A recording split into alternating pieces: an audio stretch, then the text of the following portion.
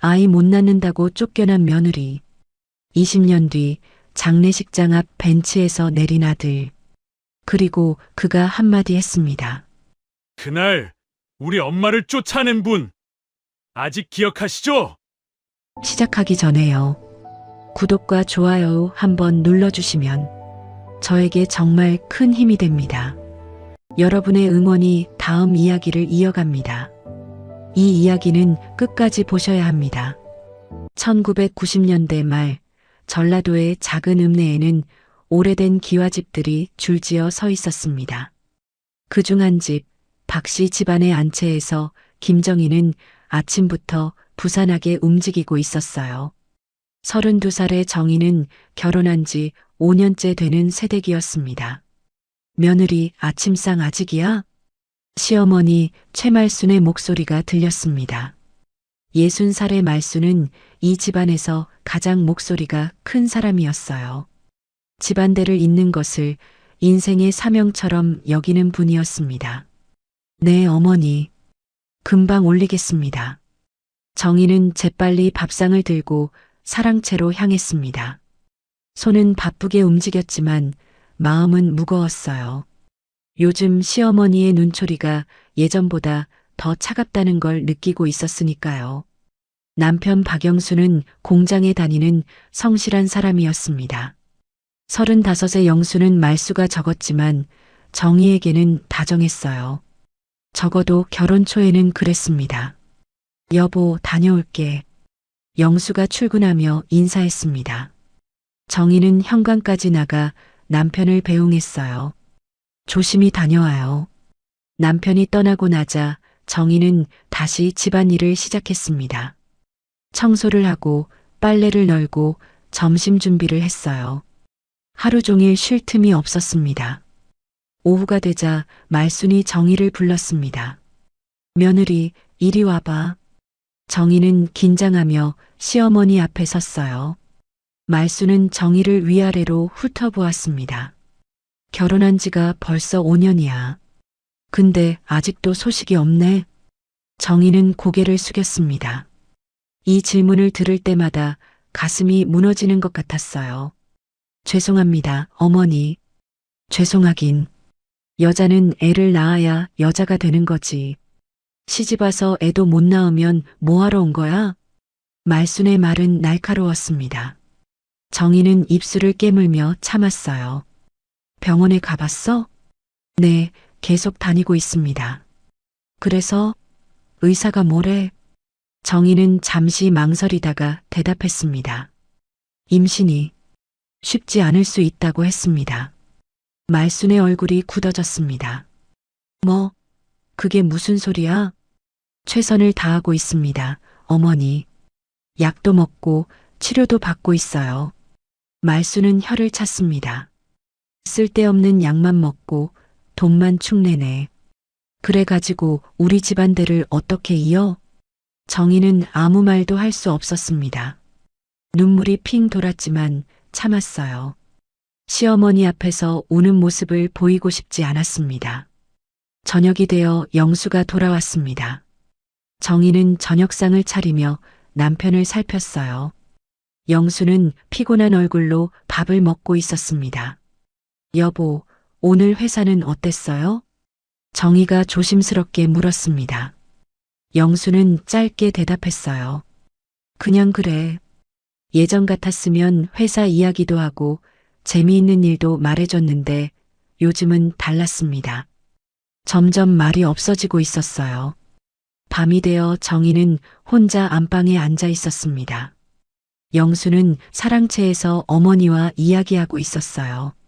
무슨 이야기를 하는지는 들리지 않았지만 분위기가 좋지 않다는 건 알 수 있었습니다. 한참 후 영수가 방으로 들어왔습니다. 표정이 어두웠어요. 여보. 정희가 불렀지만 영수는 대답하지 않았습니다. 그냥 이불을 덮고 누웠어요. 정희는 남편의 등을 바라보며 생각했습니다. 결혼 초만 해도 행복했어요. 영수는 다정했고 시어머니도 그렇게 심하지 않았습니다. 하지만 시간이 지나면서 모든 게 변했어요. 아이가 생기지 않자 분위기가 달라졌습니다. 시어머니의 잔소리가 늘었고 남편은 점점 말이 없어졌어요. 정희는 매일 병원에 다녔고 온갖 약을 먹었습니다. 하지만 소용없었어요. 의사는 말했습니다. 임신이 쉽지 않을 수 있습니다. 체질적인 문제일 수도 있고요. 그 말을 들은 날 정희는 병원 화장실에서 한참을 울었어요. 자신이 무능하다는 생각이 들었습니다. 여자로서 제 역할을 못한다는 생각에 가슴이 아팠어요. 다음 날 아침 정희는 일찍 일어나 아침상을 차렸습니다. 평소보다 더 정성껏 준비했어요. 시어머니의 마음을 조금이라도 돌려보고 싶었습니다. 하지만 말수는 밥상을 보더니 한숨만 쉬었습니다. 이것저것 많이 차려봤자 소용없어. 애 낳는 게 먼저지. 정희는 또다시 고개를 숙였습니다. 하루하루가 고통이었어요. 아침에 눈을 뜨면 한숨이 나왔고 밤에 잠들 때는 눈물이 났습니다. 영수에게 의지하고 싶었지만 남편도 점점 멀어지고 있었어요. 예전처럼 손을 잡아주지도 않았고 위로의 말도 하지 않았습니다. 그저 침묵으로 일관할 뿐이었어요. 정희는 속으로 되뇌었습니다. 조금만 더 버티자. 남편만 있으면 돼. 언젠가는 아이가 생길 거야. 하지만 마음 한구석에서는 불안함이 커져만 갔습니다. 이 집안에서 자신의 자리가 점점 사라지고 있다는 느낌이 들었어요. 그렇게 몇 달이 더 흘렀습니다. 정희는 여전히 병원을 다녔지만 상황은 나아지지 않았어요. 오히려 시어머니의 눈총은 날로 심해져만 갔습니다. 어느 여름날이었습니다. 장마철이라 아침부터 비가 내리고 있었어요. 정희는 부엌에서 점심 준비를 하고 있었습니다. 말수는 사랑채에서 무언가를 꺼내 들고 안채로 걸어왔어요. 며느리, 밥 먹어. 말순의 목소리가 평소보다 더 차갑게 들렸습니다. 정희는 앞치마를 벗고 상 앞에 앉았어요. 영수도 공장에서 점심시간에 맞춰 집에 와 있었습니다. 상을 받으며 정희는 이상한 느낌을 받았습니다. 밥상 옆에 서류 봉투가 놓여 있었거든요. 말수는 천천히 그 봉투를 집어 정희 앞으로 밀었습니다. 이게 뭐예요, 어머니? 정희가 물었습니다. 말수는 냉정한 표정으로 대답했어요. 열어봐. 정희는 떨리는 손으로 봉투를 열었습니다. 안에는 서류가 들어 있었어요. 첫 장을 펼치는 순간 정희의 얼굴이 하얗게 질렸습니다. 이혼 협의서였습니다. 어머니, 이게 보면 알잖아. 이혼해라. 말순의 말은 단호했습니다. 정희는 믿을 수가 없었어요. 손에 든 서류가 떨렸습니다. 애 못 낳는 여자는 우리 집 며느리 자격이 없어. 5년이나 됐는데 뭐 하나 제대로 한 게 없잖아. 정희는 영수를 바라보았습니다. 도움을 청하는 눈빛이었어요. 하지만 영수는 고개를 들지 못했습니다. 그저 숟가락만 만지작거리고 있었어요. 여보. 정희가 떨리는 목소리로 남편을 불렀습니다. 하지만 영수는 여전히 침묵했어요. 어머니, 저는 아직 치료를 더 받으면. 말수는 손을 내저었습니다. 됐어. 그만해. 돈만 축내고 시간만 버리고 우리 영수는 대를 이어야 해. 너 같은 여자 붙들고 있을 시간 없어. 정희의 눈에서 눈물이 흘러내렸습니다. 어머니, 제발 기회를 한 번만 더 주세요. 조용히 해. 말순의 목소리가 커졌습니다. 내가 뭘 더 해? 5년 동안 기회는 충분히 줬어. 이제 그만 포기해. 정희는 다시 영수를 바라보았습니다. 남편은 여전히 아무 말이 없었어요. 정희는 가슴이 무너지는 것 같았습니다. 남편이 자신을 지켜주지 않는다는 사실이 가장 아팠어요. 영수야, 너도 할 말 없어? 말순이 아들에게 물었습니다. 영수는 잠시 망설이다가 작게 말했어요.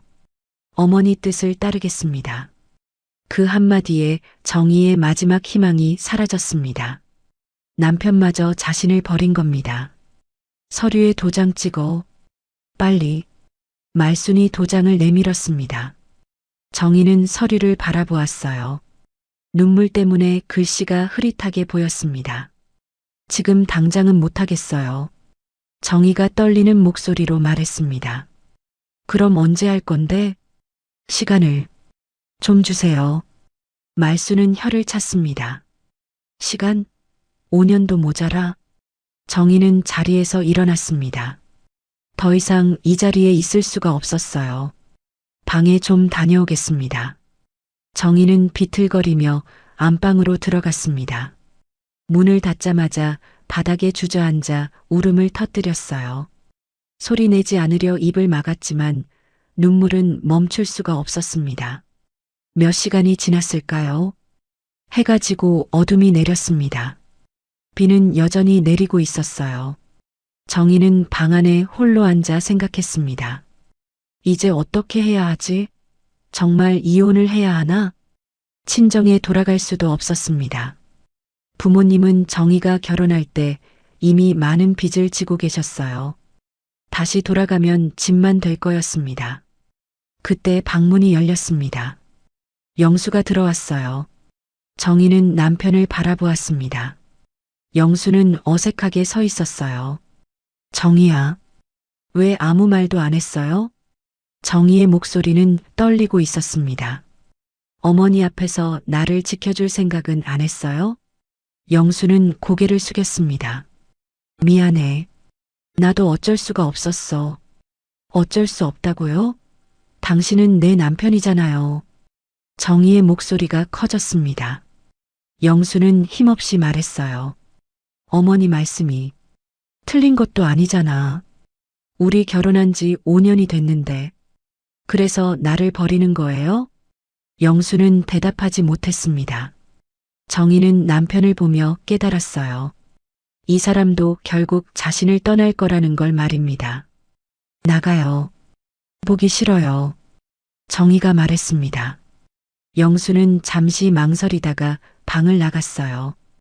홀로 남은 정희는 창밖을 바라보았습니다. 빗소리만 들릴 뿐 세상은 조용했어요. 정희는 결심했습니다. 이 집에 더 이상 있을 수 없어. 나가야 해. 그날 밤 정희는 작은 보따리를 쌌습니다.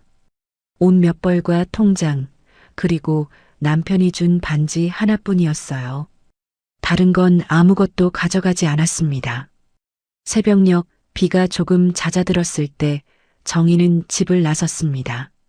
현관문을 열자 차가운 공기가 얼굴을 스쳤어요. 뒤에서 말순의 목소리가 들렸습니다. 다시는 발 들이지 마라. 정희는 뒤돌아보지 않았습니다. 그냥 앞만 보고 걸었어요. 보따리를 꼭 안고 빗길을 걸었습니다. 읍내 버스 정류장까지 걸어가는 동안 정희는 눈물을 흘렸습니다. 서러웠고 억울했고 무엇보다 외로웠어요. 하지만 동시에 다짐했습니다. 언젠가 내가 꼭 아이를 낳을 거야. 그리고 그 아이는 내가 지킬 거야. 절대로 빼앗기지 않을 거야. 버스가 왔습니다. 정희는 보따리를 들고 버스에 올랐어요. 창밖으로 점점 멀어지는 읍내를 바라보았습니다. 5년 동안 살았던 곳이 아득하게 사라져갔어요. 정희는 속으로 말했습니다. 잘 있어요. 다신 안 올 거예요. 버스는 서울로 향했습니다. 정희는 창밖을 바라보며 생각했어요. 어디로 가야 할지, 무엇을 해야 할지 막막했습니다. 하지만 한 가지는 확실했어요. 다시는 그 집으로 돌아가지 않을 거라는 것 말입니다. 서울에 도착한 정희는 역 근처를 배회했습니다. 가진 돈은 얼마 되지 않았어요. 친정에 갈 수도 없었고 아는 사람도 없었습니다. 결국 정희는 쪽방촌을 찾아갔어요. 한 달에 10만 원입니다. 쪽방 주인이 말했습니다. 방은 좁았어요. 누우면 벽에 발이 닿을 정도였습니다. 하지만 선택의 여지가 없었어요. 여기로 할게요. 정희는 보증금도 없이 월세만 내고 방을 얻었습니다. 짐을 풀고 나니 방은 더욱 좁아 보였어요. 정희는 바닥에 앉아 한참을 멍하니 있었습니다. 다음 날부터 정희는 일자리를 찾아다녔습니다. 식당, 슈퍼, 공장 할 것 없이 다녔어요. 하지만 쉽지 않았습니다. 경력도 없고 배운 것도 없는 정희를 받아주는 곳이 많지 않았어요. 일주일쯤 지났을 때 작은 식당에서 일할 수 있게 되었습니다. 설거지하고 청소하면 돼. 하루에 10,000원 줄게. 식당 주인 아주머니가 말했습니다. 정희는 고개를 끄덕였어요. 적은 돈이었지만 지금으로서는 감사했습니다. 매일 아침 7시에 식당에 나가서 밤 10시까지 일했습니다. 설거지를 하고 바닥을 닦고 손님 시중을 들었어요. 손은 거칠어졌고 허리는 아팠습니다. 하지만 정희는 참았어요. 한 달이 지났습니다. 정희는 월세를 내고 나니 손에 남은 돈이 거의 없었어요. 하루 한 끼로 버티는 날도 많았습니다. 어느 날 정희는 몸이 좋지 않다는 걸 느꼈습니다. 어지럽고 속이 메스꺼웠어요. 처음에는 피곤해서 그런가 보다 했습니다. 하지만 증상이 계속되자 정희는 불안해졌습니다. 혹시 무슨 병이 아닐까 걱정이 되었어요. 병원에 갈 돈도 없었지만 견딜 수가 없었습니다. 결국 정희는 동네 보건소를 찾아갔습니다. 간호사가 정희를 진찰실로 안내했어요. 어디가 불편하세요? 의사가 물었습니다. 정희는 증상을 설명했어요. 의사는 고개를 끄덕이며 진찰을 했습니다. 검사를 좀 해봐야겠네요. 잠깐만 기다리세요. 정희는 대기실에서 한참을 기다렸습니다. 불안한 마음에 손을 꼭 쥐고 있었어요. 한참 후 의사가 정희를 다시 불렀습니다. 정희는 긴장하며 진찰실로 들어갔어요. 검사 결과가 나왔습니다. 의사는 잠시 정희를 바라보다가 말했습니다. 축하드립니다. 임신하셨어요. 그 순간 정희는 귀를 의심했습니다. 네, 뭐라고요? 임신이에요. 대략 6주 정도 되신 것 같네요. 정희는 말을 잃었습니다. 임신이라니 믿을 수가 없었어요. 병원에서는 임신이 어렵다고 했는데 기적처럼 아이가 생긴 겁니다. 정말 임신인가요? 네, 확실합니다. 건강하게 잘 자라고 있어요. 정희는 눈물이 주르륵 흘러내렸습니다. 기쁨과 두려움이 동시에 밀려왔어요. 드디어 아이가 생겼지만 혼자서 어떻게 키워야 할지 막막했습니다. 보건소를 나온 정희는 한참을 길거리에 서 있었습니다. 손으로 배를 쓰다듬었어요. 아직 아무것도 느껴지지 않았지만 그 안에 생명이 자라고 있다는 게 신기했습니다. 쪽방으로 돌아온 정희는 바닥에 주저앉아 울었습니다. 기쁨의 눈물이자 두려움의 눈물이었어요. 아가야, 엄마가 너를 지켜줄게. 꼭 지켜줄게. 정희는 배에 손을 얹고 다짐했습니다. 하지만 곧 현실적인 문제가 닥쳤어요. 남편에게 알려야 하나? 시댁에 알려야 하나? 정희는 고민했습니다. 알리면 아이를 빼앗길지도 몰라. 정희는 두려웠습니다. 시어머니는 손자를 원했어요. 만약 임신 사실을 알면 아이를 데려가려 할 게 분명했습니다. 그리고 정희는 다시 쫓겨날 거였어요. 안 돼. 절대 안 돼. 정희는 결심했습니다. 아무에게도 알리지 않기로 말이죠. 이 아이는 자신이 지키기로 했어요. 며칠 후 정희는 구청에 갔습니다. 호적 정리를 하러 온 겁니다. 이혼 신고하시는 거죠? 직원이 물었습니다. 정희는 고개를 끄덕였어요. 남편과 연락도 되지 않았지만 일방적으로라도 정리하고 싶었습니다. 그리고 성도 바꾸고 싶은데요. 성을요? 이유가 있으세요? 새로 시작하고 싶어서요. 직원은 서류를 확인하며 말했습니다.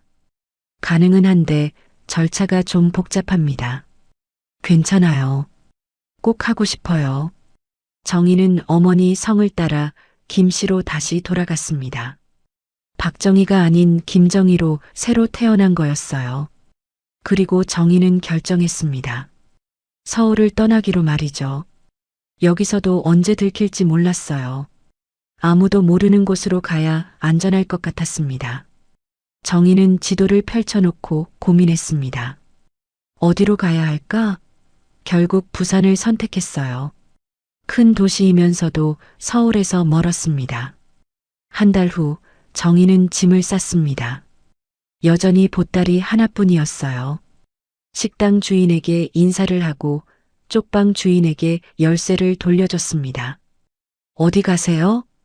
쪽방 주인이 물었습니다. 정희는 애매하게 웃으며 대답했어요. 새로운 곳으로요. 기차를 타고 부산으로 향하는 동안 정희는 배를 쓰다듬었습니다. 이제 배가 조금씩 나오기 시작했어요. 아가야, 우리 새로운 곳에서 시작하자. 엄마가 열심히 살게. 너를 위해서. 창밖으로 풍경이 빠르게 지나갔습니다. 정희는 미래를 생각했어요. 힘들겠지만 해낼 수 있을 것 같았습니다. 아이를 위해서라면 무엇이든 할 수 있을 것 같았어요. 20년이 흘렀습니다. 세월은 빠르게 지나갔어요. 부산에 정착한 정희는 악착같이 살았습니다. 처음에는 작은 분식집에서 일했고 몇 년 후에는 식당 주방 보조로 일했어요. 임신한 몸으로도 쉬지 않았습니다. 아들 준호를 낳던 날을 정희는 평생 잊을 수 없었어요. 혼자서 병원에 갔고 혼자서 출산했습니다. 아이를 처음 안았을 때 정희는 울었어요. 너는 엄마가 꼭 지켜줄게. 호적에 아이 이름을 올릴 때 정희는 고민했습니다. 성을 어떻게 해야 할지 말이죠. 결국 박준호라고 올렸어요. 아버지의 성을 따르는 게 맞다고 생각했습니다. 하지만 아이에게는 절대 아버지 얘기를 하지 않기로 했어요. 준호는 조용한 아이로 자랐습니다. 말수는 적었지만 눈빛은 또렷했어요.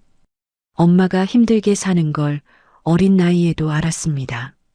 정희는 밤낮 없이 일했습니다. 낮에는 식당에서 일하고 밤에는 청소 일을 했어요. 준호는 엄마가 일하는 동안 혼자 집에서 기다렸습니다. 엄마 다녀왔어요? 어린 준호가 현관에서 엄마를 맞이했습니다. 정희는 아들을 안으며 미안한 마음이 들었어요. 그래, 준호야. 배고프지? 엄마가 밥 해줄게.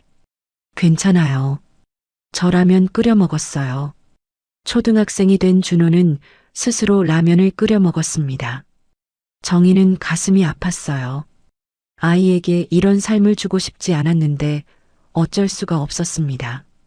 시간이 흘러 정희는 작은 반찬 가게를 차렸습니다. 몇 년 동안 모은 돈으로 가게를 얻었어요. 새벽같이 일어나 반찬을 만들고 시장에 내다 팔았습니다. 힘들었지만 자신의 가게가 있다는 게 자랑스러웠어요. 준호는 공부를 잘했습니다. 엄마가 힘들게 버는 돈으로 학원도 못 다녔지만 혼자 공부해서 좋은 성적을 냈어요. 선생님들은 준호를 칭찬했습니다. 어머니, 준호 학생 정말 우수합니다. 대학도 충분히 갈 수 있어요. 정희는 그 말을 듣고 울었습니다. 기쁨의 눈물이었어요. 중학생이 된 준호는 더욱 조용해졌습니다. 친구들과 어울리기보다는 도서관에서 책을 읽었어요. 엄마를 도와가게 일도 했습니다. 준호야, 너는 공부만 해. 엄마가 할게. 괜찮아요, 엄마. 저도 도울 수 있어요. 준호는 새벽 배달을 도왔습니다. 학교 가기 전에 반찬을 배달하고 방과 후에는 설거지를 했어요. 정희는 아들이 기특하면서도 미안했습니다. 고등학생이 되자 준호는 더욱 성숙해졌습니다. 키도 크고 목소리도 굵어졌어요. 하지만 여전히 말수는 적었습니다. 어느 날 저녁 준호가 조심스럽게 물었습니다. 엄마, 아빠는 어디 계셔? 정희는 손을 멈췄습니다. 언젠가는 물어볼 거라고 생각했지만 막상 질문을 받으니 당황스러웠어요. 왜 갑자기 그런 걸 물어? 친구들이 아빠 얘기할 때마다 궁금했어요. 정희는 한참을 침묵했습니다. 준호는 엄마를 바라보며 기다렸어요. 아빠는 하늘에 계셔. 정희는 거짓말을 했습니다. 차라리 그게 나을 것 같았어요. 언제 돌아가셨어요? 내가 태어나기 전에. 준호는 더 이상 묻지 않았습니다. 하지만 표정이 어두워졌어요. 정희는 아들을 안고 싶었지만 손을 뻗지 못했습니다. 그날 밤 정희는 잠을 이루지 못했습니다. 준호에게 거짓말을 한 게 마음에 걸렸어요. 하지만 진실을 말할 수는 없었습니다. 아버지가 살아있지만 자신들을 버렸다는 걸 차마 말할 수 없었어요. 준호는 대학에 합격했습니다. 서울의 좋은 대학이었어요. 정희는 기뻐하면서도 걱정이 됐습니다. 등록금을 어떻게 마련해야 할지 막막했거든요. 엄마, 저 장학금 받았어요. 그리고 아르바이트 하면서 다닐 수 있어요. 준호야. 괜찮아요, 엄마. 제가 알아서 할게요. 준호는 20살이 되었습니다. 조용하지만 눈빛은 단단했어요. 엄마가 힘들게 산 걸 다 알고 있었습니다. 서울로 올라가던 날 준호는 엄마를 꼭 안았습니다. 엄마, 제가 꼭 성공할게요. 엄마 편하게 해드릴게요. 정희는 아들의 등을 토닥이며 눈물을 흘렸어요. 그래, 준호야. 엄마는 내가 건강하기만 하면 돼. 하지만 준호의 눈빛에는 다른 의지가 담겨 있었습니다. 단순히 성공하고 싶은 게 아니었어요. 엄마를 힘들게 한 사람들 앞에서 엄마를 자랑스럽게 만들고 싶었습니다. 준호가 떠나고 나자 정희는 더욱 외로워졌습니다. 반찬 가게 일만 하며 하루하루를 보냈어요. 준호는 한 달에 한 번씩 부산에 내려왔습니다. 엄마, 잘 지내셨어요? 그래, 준호야. 너는? 네, 공부 열심히 하고 있어요. 준호는 학교 생활에 대해서는 많이 말하지 않았습니다. 다만 눈빛이 점점 더 날카로워지고 있었어요. 20대 중반이 된 준호는 대학을 졸업하고 취직했습니다. 큰 기업이었어요. 정희는 아들이 자랑스러웠습니다. 엄마, 이제 제가 엄마 모실게요. 아니야, 준호야. 너는 내 인생 살아. 하지만 준호는 고집스러웠습니다. 매달 생활비를 보내왔고 정희에게 가게를 정리하라고 했어요. 엄마, 이제 그만 쉬세요. 평생 고생하셨잖아요. 정희는 아들의 마음이 고마웠습니다. 하지만 한편으로는 불안했어요. 준호의 눈빛에서 뭔가 다른 걸 느꼈거든요. 어느 가을 저녁이었습니다. 정희는 반찬 가게를 정리하고 집으로 돌아왔어요. 텔레비전을 켜고 저녁 뉴스를 보고 있었습니다. 피곤한 하루였지만 뉴스를 보는 게 유일한 휴식이었어요. 앵커의 목소리가 들렸습니다. 전라도 지역 유력 기업인 박영수 회장이 오늘 별세했습니다. 정희는 그냥 흘려들으려다가 멈췄습니다. 박영수? 그 이름이 귀에 박혔어요. 화면에는 한 남성의 사진이 떠올랐습니다. 나이 든 얼굴이었지만 정희는 알아볼 수 있었어요. 20년 전 자신을 지켜주지 못했던 그 남자, 남편이었던 박영수였습니다. 박 회장은 지역 제조업체를 이끌며 고용 창출에 기여한 공로를 인정받아 뉴스는 계속됐지만 정희는 더 이상 듣지 못했습니다. 리모컨이 손에서 떨어졌어요. 심장이 빠르게 뛰었습니다. 영수가 회장이 됐다고요? 공장 직원이었던 남편이 어떻게 회장이 됐을까요? 정희는 믿을 수가 없었습니다. 화면에는 장례식장 모습이 나왔습니다. 많은 사람들이 조문을 하러 오고 있었어요. 그 중에는 시어머니 최말순의 모습도 보였습니다. 20년이 지나 많이 늙었지만 여전히 꼿꼿한 모습이었어요. 정희는 소파에 주저앉았습니다. 가슴이 답답했어요.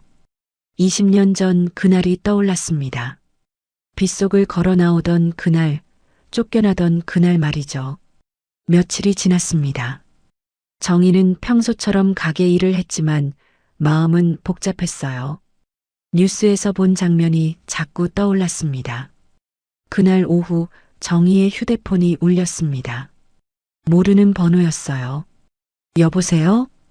김정혜 씨 맞으십니까? 낯선 남성의 목소리였습니다. 네, 그런데요. 저는 박영수 회장 장례식 담당자입니다. 혹시 박준호 씨 어머니 되십니까? 정희는 숨이 멎는 것 같았습니다. 왜 그러시죠? 호적을 확인하다가 박준호라는 이름을 발견했습니다. 혹시 고인과 관련이 있으신지 확인차 연락드렸습니다. 정희는 손이 떨렸습니다. 20년 만에 발각된 거였어요. 저는 관계없는 사람입니다. 하지만 호적상으로는 잘못 보신 겁니다. 저는 모르는 분이에요. 정희는 급히 전화를 끊었습니다. 휴대폰을 쥔 손이 떨렸어요. 가슴이 두근거렸습니다. 들켰다. 준호의 존재가 들켰어. 정희는 패닉에 빠졌습니다. 어떡하지? 저 사람들이 준호를 찾아올까? 정희는 당장 준호에게 연락하고 싶었지만 참았어요. 아들을 불안하게 만들고 싶지 않았습니다. 하지만 그날 밤 준호에게서 전화가 왔습니다. 엄마, 준호야, 무슨 일이야? 준호의 목소리는 평소와 달랐습니다. 무겁고 단호했어요. 엄마, 박영수 회장 아세요? 정희는 대답할 수가 없었습니다. 엄마, 그 사람이 제 아버지 맞죠? 준호야. 엄마, 대답해 주세요. 제가 다 알아야겠어요. 정희는 눈물이 났습니다. 20년 동안 숨겨왔던 비밀이 무너지는 순간이었어요. 그래, 맞아. 왜 말 안 하셨어요? 왜 하늘에 계신다고 거짓말하셨어요? 준호의 목소리에 감정이 실렸습니다. 미안해, 준호야. 엄마가 너를 지키려고요? 그 사람들한테서요? 준호는 이미 많은 걸 알고 있는 것 같았습니다. 준호야, 너 어떻게 알았어? 엄마, 저 이미 오래전부터 알았어요. 정희는 깜짝 놀랐습니다. 뭐라고? 중학생 때부터요. 성이 다른 게 이상해서 호적을 찾아봤어요. 그리고 아버지 쪽 집안도 다 알아봤어요. 정희는 충격을 받았습니다. 준호가 그렇게 오래전부터 알고 있었다니요. 왜 말 안 했어? 엄마가 말하기 싫어하시는 것 같아서요. 그리고 저도 알고 싶지 않았어요. 준호는 잠시 침묵했다가 말을 이었습니다. 하지만 이제는 알아야겠어요. 엄마한테 무슨 일이 있었는지, 왜 우리가 이렇게 살아야 했는지. 정희는 무너져 내렸습니다. 바닥에 주저앉아 울었어요. 준호야, 미안해. 엄마가 무능해서. 아니에요, 엄마. 준호의 목소리가 부드러워졌습니다. 엄마는 최선을 다하셨어요. 저 혼자 키우시느라 얼마나 힘드셨어요. 준호야. 하지만 엄마, 이제 제가 알아야 해요. 진실을 알아야 한다고요. 정희는 한참을 울다가 입을 열었습니다. 그리고 모든 걸 말했어요. 결혼 생활, 시어머니의 구박, 이혼 통보, 쫓겨난 날 모든 것을 말했습니다. 준호는 조용히 들었습니다. 가끔 숨소리만 들렸어요. 그래서 엄마는 혼자 나를 낳았구나. 그래. 미안해, 준호야. 내게 아버지를 만나게 해주지 못해서. 아니에요, 엄마. 준호의 목소리가 단호해졌습니다. 그 사람은 제 아버지가 아니에요. 엄마를 지키지 못한 사람은 아버지 자격이 없어요. 준호야. 엄마, 제가 꼭 성공할 거예요. 그리고 엄마를 부끄럽게 만든 그 사람들 앞에 당당히 설 거예요. 정희는 아들의 말에 놀랐습니다. 준호의 목소리에는 강한 의지가 담겨 있었어요. 준호야, 복수 같은 건 생각하지 마. 그냥 우리끼리 잘 살면 돼. 아니에요, 엄마. 이건 복수가 아니에요. 준호는 잠시 멈췄다가 말했습니다. 존엄이에요. 엄마의 존엄을 지키는 거예요. 그날 밤 정희는 잠을 이루지 못했습니다. 준호와의 통화가 머릿속을 맴돌았어요. 아들이 이미 모든 걸 알고 있었다는 사실이 충격이었습니다. 그리고 준호의 단호한 목소리가 자꾸 떠올랐어요. 며칠 후 준호가 부산으로 내려왔습니다. 평일인데도 불구하고 회사를 쉬고 온 거였어요. 정희는 아들을 보자마자 눈물이 났습니다. 준호야. 준호는 엄마를 꼭 안았습니다. 엄마, 괜찮아요. 이제 다 괜찮을 거예요. 두 사람은 작은 식탁에 마주 앉았습니다. 준호는 가방에서 서류 몇 장을 꺼냈어요. 엄마, 이거 봐주세요. 정희는 서류를 받아들었습니다. 호적 등본과 여러 서류들이었어요. 이게 뭐니? 제가 조사한 거예요. 아버지 쪽 집안에 대해서요. 준호는 차분하게 설명하기 시작했습니다. 박영수 씨는 엄마랑 헤어진 후 재혼했어요. 그리고 회사를 물려받아서 키웠고요. 정희는 서류를 보며 놀랐습니다.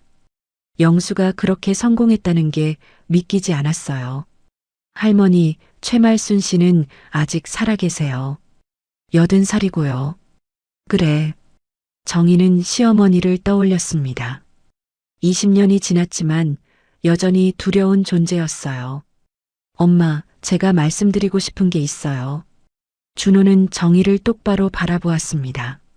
저 사실 중학생 때 이미 다 알았다고 했잖아요. 응. 그때부터요. 저는 결심했어요. 꼭 성공해서 엄마를 당당하게 만들어드리겠다고. 정희는 가슴이 뭉클했습니다. 준호야. 그래서 열심히 공부했어요. 좋은 대학 가고 좋은 회사 들어가고 다 엄마 때문이었어요. 준호는 엄마의 손을 잡았습니다. 엄마가 상처받은 만큼 저는 강해지고 싶었어요. 정희는 눈물을 흘렸습니다. 아들이 그런 마음을 품고 자랐다는 게 안쓰러웠어요. 준호야, 미안해. 엄마 때문에 내가. 아니에요, 엄마. 엄마 잘못이 아니에요. 준호는 고개를 저었습니다. 잘못한 건 그 사람들이에요. 엄마를 쫓아낸 사람들, 엄마를 지키지 못한 사람들. 준호의 눈빛이 단단해졌습니다. 엄마, 제가 이제 보여드릴게요. 엄마가 얼마나 강한 사람인지 그 사람들 앞에서 증명해드릴게요. 준호야, 넌 이미 충분히 잘하고 있어. 그냥 내 인생 살면 돼. 하지만 준호는 고집스러웠습니다. 아니에요, 엄마. 이건 제 인생이에요. 제가 선택한 거예요. 며칠 후 준호는 서울로 돌아갔습니다. 하지만 정희는 불안했어요. 아들이 무슨 일을 벌일까봐 걱정이 됐습니다. 한 달쯤 지났을 때 준호에게서 전화가 왔습니다. 엄마, 저 회사 그만뒀어요. 뭐? 왜? 정희는 깜짝 놀랐습니다. 좋은 회사였는데 왜 그만뒀을까요? 제 사업을 시작하려고요. 사업? 준호야, 그게 무슨... 엄마, 걱정하지 마세요. 제가 준비한 거예요. 투자자도 구했고 사업 계획도 다 세웠어요. 준호는 자신감 있게 말했습니다. 몇 년만 기다려주세요. 제가 꼭 성공할 거예요. 정희는 불안했지만 아들을 믿기로 했습니다. 2년이 지났습니다. 준호는 정말 사업을 시작했어요. 처음에는 힘들었습니다. 실패도 많았고 어려움도 많았어요. 하지만 준호는 포기하지 않았습니다. 정희는 부산에서 준호를 응원했습니다. 가끔 서울로 올라가 아들을 보면 준호는 지쳐 보였어요. 하지만 눈빛만은 여전히 강했습니다. 준호야, 너무 무리하지 마. 괜찮아요, 엄마. 조금만 더 하면 돼요. 3년째 되던 해 준호의 사업이 자리를 잡기 시작했습니다. 작은 성공이었지만 희망이 보였어요. 5년째 되던 해 준호는 큰 계약을 따냈습니다. 회사가 급성장하기 시작했어요. 정희는 뉴스에서 아들의 회사 이야기를 들었습니다. 신생 기업 준호테크, 파격적인 기술력으로 업계 주목. 정희는 텔레비전을 보며 울었습니다. 자랑스러웠어요. 7년째 되던 해 준호는 업계에서 인정받는 사업가가 되었습니다. 이제 30 중반의 준호는 성공한 기업인이었어요. 어느 날 준호가 정희를 서울로 불렀습니다. 엄마, 서울로 올라오세요. 제가 집 마련했어요. 준호야, 엄마는 부산이 편해. 아니에요, 엄마. 이제 엄마 모실 거예요. 평생 고생하셨잖아요. 정희는 결국 서울로 올라갔습니다. 준호가 마련한 집은 좋은 동네에 있는 아파트였어요. 준호야, 이게 다 내 돈이니? 네, 엄마. 이제 편히 사세요. 정희는 아들이 대견했습니다. 혼자 키운 아이가 이렇게 훌륭하게 자랐다는 게 믿기지 않았어요. 어느 저녁 준호가 조용히 말했습니다. 엄마, 제가 내일 전라도에 갈 일이 있어요. 전라도? 무슨 일로? 사업상 미팅이에요. 준호는 잠시 머뭇거리다가 말했습니다. 그리고 박영수 회장 장례식에 가려고요. 정희는 깜짝 놀랐습니다. 준호야, 왜? 엄마, 제가 가야 해요. 이제 때가 됐어요. 준호의 눈빛은 단호했습니다. 엄마를 쫓아낸 사람들 앞에서 제가 엄마의 아들이라는 걸 보여줄 거예요. 정희는 두려웠습니다. 준호야, 괜히 가지 마. 그 사람들 만나면. 엄마, 괜찮아요. 준호는 엄마를 안았습니다. 이제 저는 준비됐어요. 엄마의 존엄을 지킬 준비가요. 다음 날 아침 준호는 정장을 차려입었습니다. 검은색 양복에 흰 셔츠, 그리고 검은 넥타이였어요. 장례식에 어울리는 차림이었습니다. 정희는 아들을 바라보았습니다. 언제 이렇게 컸을까요? 의젓하고 당당한 모습이었어요. 엄마도 같이 갈까? 정희가 조심스럽게 물었습니다. 준호는 고개를 저었어요. 아니에요, 엄마. 제가 혼자 갈게요. 준호야, 혹시 무슨 일 생기면 걱정하지 마세요, 엄마. 저 이제 어른이에요. 준호는 엄마의 어깨를 꼭 잡았습니다. 엄마는 여기서 기다려주세요. 제가 다녀올게요. 준호는 집을 나섰습니다.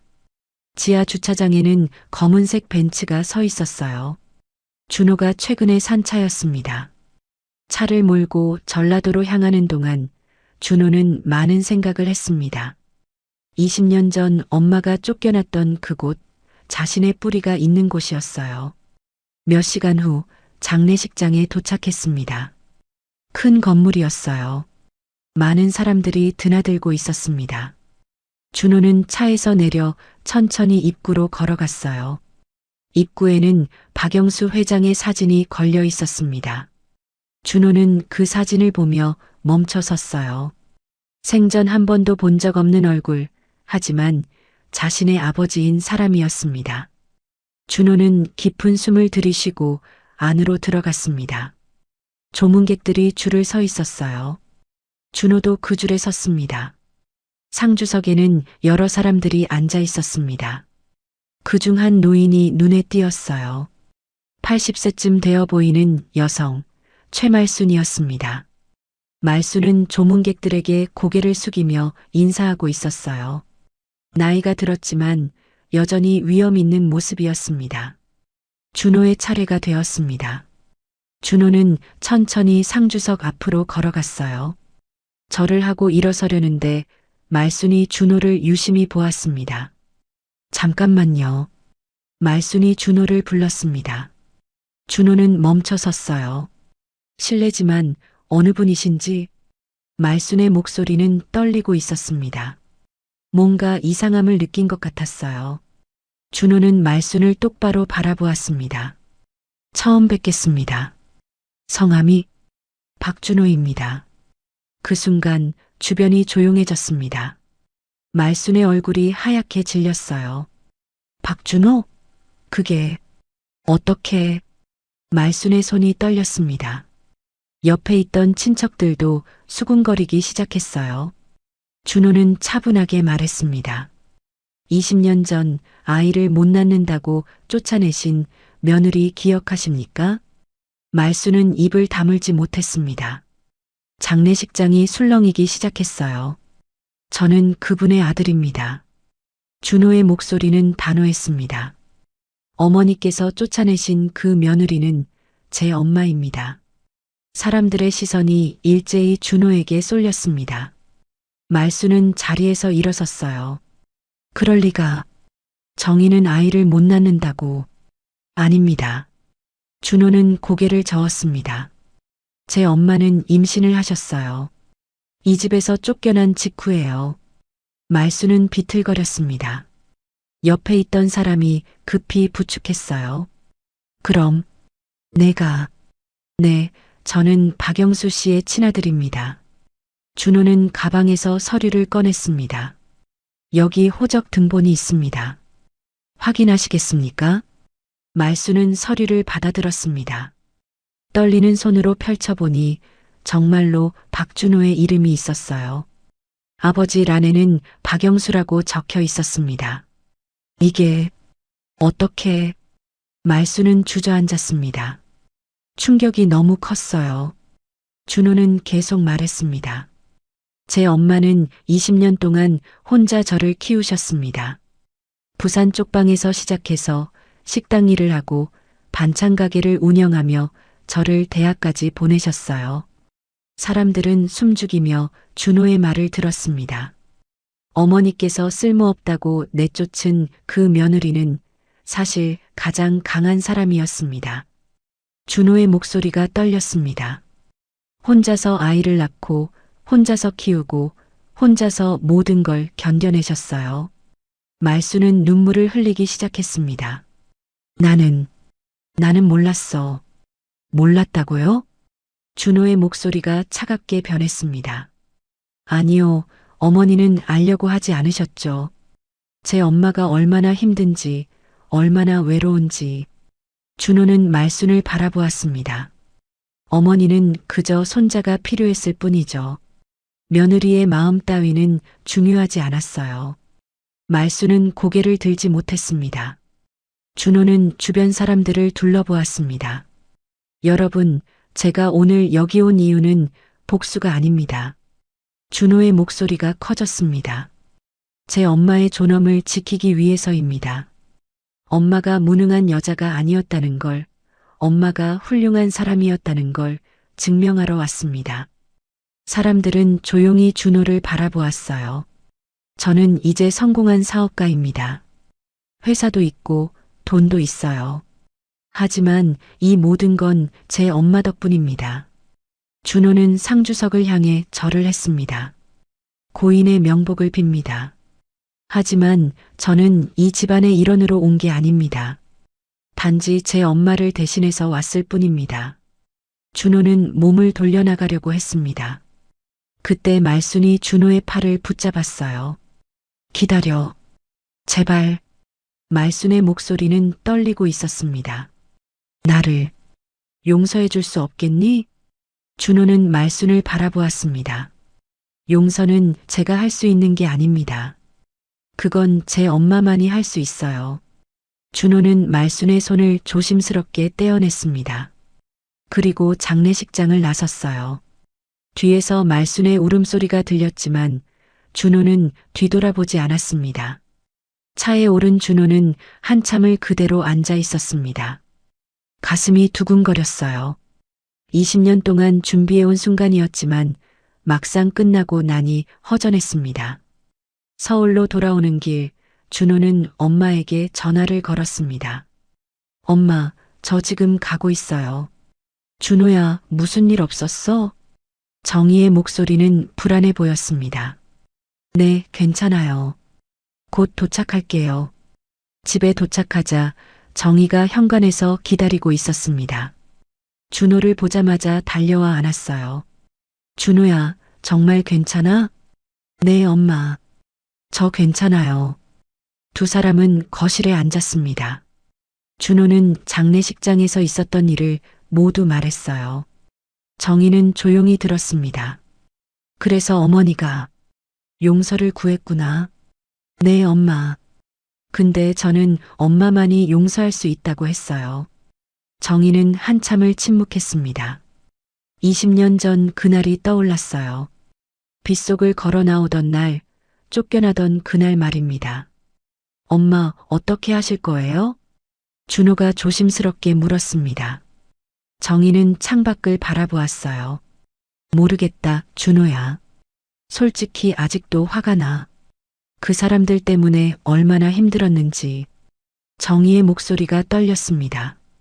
하지만 동시에 이제 지친 것 같아.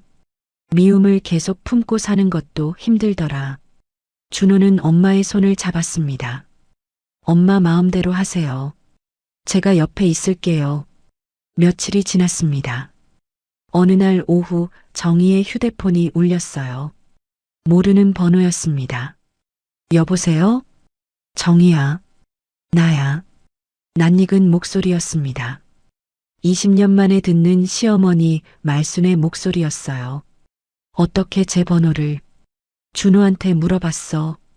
제발 한 번만 만나줄 수 없겠니? 정희는 망설였습니다. 준호가 옆에서 고개를 끄덕이며 격려했어요. 알겠습니다. 어디서 만날까요? 며칠 후 정희는 서울의 한 조용한 찻집으로 갔습니다. 준호가 함께 가려 했지만 정희는 혼자 가겠다고 했어요. 찻집에 들어서니 구석자리에 말순이 앉아 있었습니다.